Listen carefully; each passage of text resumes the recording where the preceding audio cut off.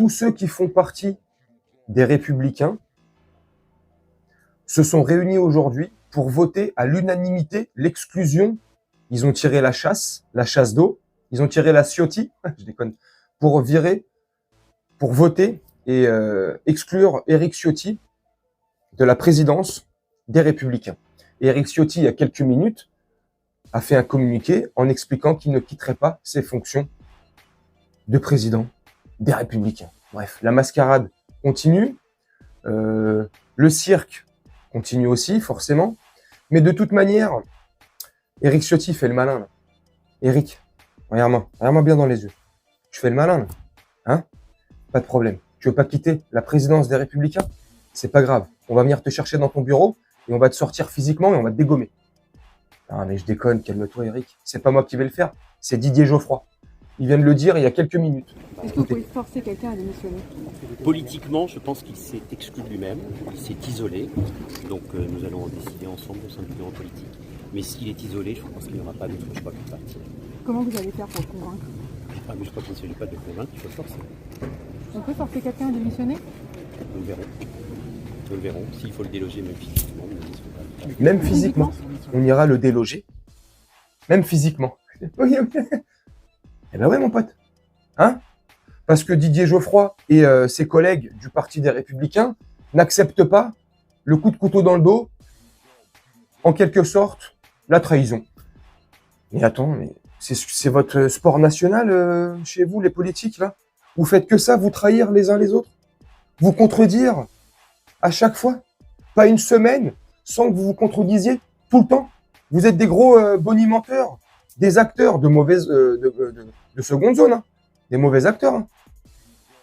Vous nous prenez pour des cons toute la journée, à convoquer les médias, la presse, à faire les rigolos, à s'esclaffer et à bouger les bras dans tous les sens, à faire vos acteurs là, votre pièce de théâtre bien organisée. Que des hypocrites dans ce milieu-là. Comme là, Meilleur Habib qui va rejoindre le Rassemblement national. Mais c'est extraordinaire. Mais c'est incroyable. Il fut un temps, le bourreau, il le fuyait, et ben là, il va s'y réfugier. Qu'est-ce qu'on n'est pas prêt à faire pour s'assurer son salaire, sa place en classe affaires et sa belle retraite? Non mais c'est incroyable. Ils sont complètement malades. Mais bon, tu me diras, pour le Rassemblement national et Jordan Bardella, d'avoir un Meilleur Habib à côté de lui, limite, hein, le Jordan Bardella, ça va le faire passer pour un gauchiste. Hein. Je sais pas ce que t'en penses, mais c'est incroyable. Oh, que des retournements de situation, que on se fait la bise et après on se met un couteau dans le dos, que on se fait le bisou du diable et après on s'offre des roses. Mais c'est incroyable. Les mecs se branlent sur toi, te pissent dessus, viennent te dire qu'il pleut. Oh là là, ils ont aucune honte, hein, mais aucune. Hein. Ça, c'est la politique. Et là, ça va durer 3 semaines, jusqu'au premier tour des législatives, le 30 juin, et le second tour, le 7 juillet. Ça va faire que ça, tous les jours, toutes les semaines, pendant 3 semaines, jusqu'au premier tour, et après, pendant une semaine, ah, ça sera pire, jusqu'au second tour. On va nous prendre pour des cons. Et il y a les alliances qui se font. Et là, l'alliance du Front Populaire, hein, la LFI. Quand je vous dis que c'est tous des hypocrites, quand je vous dis que je suis apolitique et que, pour moi, c'est tous les mêmes. Il y a plusieurs jours, plusieurs semaines, dans beaucoup de vidéos, je vous ai dit quoi? Attention, faites gaffe. Ces gens-là sont les rois des retournements de vestes. C'est même plus des vestes qui retournent. Ils ont acheté l'entreprise de vestes. Ils les vendent. Non, regardez. Les fils. Front Populaire, ils se sont associés avec des groupes ou des personnes qui étaient complices de ce qui se passe en Palestine. Et qui le sont toujours. Mais là, ils vont venir te raconter, c'est pour faire barrage à l'extrême droite. Ouais, si tu veux. Peut-être, c'est noble. Mais attends, à un moment donné, on a des valeurs ou pas des valeurs? Je suis désolé. C'est comme Sandrine Rousseau qui va s'associer avec Quatennens, Damien Quatennens, ou je sais pas quoi, la Quatennens, l'ancien de LFI, qui avait été, si je dis pas de bêtises, condamné, si je dis pas de bêtises, hein, là je prends des pincettes, pour violence conjugale ou je sais pas quoi, bref. La Sandrine Rousseau, là.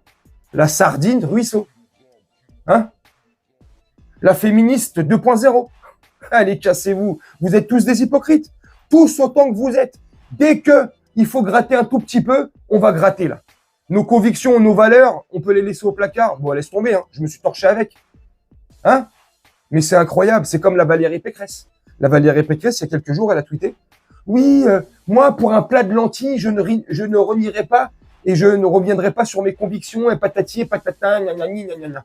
Valérie Pécresse. Hein. En 2014, elle a dîné et elle a fait la rupture du ramadan. Oui ou non? Dans une mosquée? Oui ou non? Moi, je suis désolé. Hein. Pour un plat de lentilles, tu te renies pas? Peut-être, mais pour un plat de couscous, on se renie. Hein. Bref, dans la politique, c'est tous les mêmes. Tous. Marion Maréchal, qui met un coup de couteau dans le dos, qui fait un putsch à côté d'Éric Zemmour, quand elle commence à dire « Oui, on va discuter avec Jordan Bardella et Marine Le Pen demain matin, blablabla. » Éric Zemmour à côté, était comme ça. Ah bon? Et puis là, aujourd'hui, c'était il y a 2 jours. Puis aujourd'hui, elle te dit que non, finalement, on sait pas. Macron, aujourd'hui, il parle. Mais ce mec est déconnecté ou quoi? Non, mais je l'appelle le prince Jupiter depuis des mois. Mais il vit sur Jupiter, lui, c'est pas possible. Il vit pas sur Terre. Aujourd'hui, il claque un discours de merde, comme d'hab. Hein. Et puis là, d'un coup, vient le sujet des jeunes, des réseaux sociaux et de comment on appelle ça? La limite d'âge, la majorité pour les réseaux, tu vois. Il y a la majorité sexuelle qui veulent la baisser à 13 ans. Mais la majorité pour les réseaux sociaux, ils veulent la mettre à 15 ans. À partir de 15 ans, un adolescent pourra utiliser les réseaux sociaux. C'est bien, c'est pas bien, j'en sais rien. Et pas avant, pas avant 11 ans, un enfant peut avoir un portable dans les mains. Bref, complètement starbé ces mecs-là. Hein? Tous les jours, ils te font des trucs, là, des programmes LGBT dans les classes. Ils te parlent de transidentité à des enfants en CP ou CE1, CE2.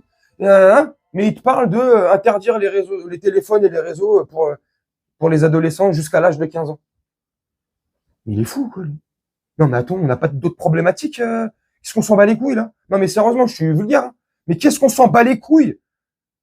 Le mec, il te crée il dissout l'Assemblée nationale. Et que des trucs, et des machins, et patati, et patata.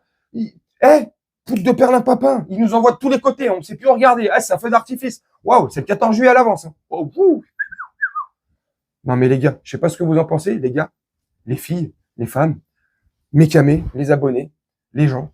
Je sais pas ce que vous en pensez. On nous prendrait pas pour des cons. Non, on nous prendrait pas pour des cons. Non, on nous prendrait pas pour des cons. Non, bref. Moi, je sais pas ce que vous en pensez. N'hésitez pas à me dire en commentaire. Moi, je vais vous laisser là-dessus, faire un petit montage et on se retrouve bientôt pour une prochaine vidéo. Je vous souhaite une très bonne journée, une très bonne soirée ou une très bonne nuit. Ciao.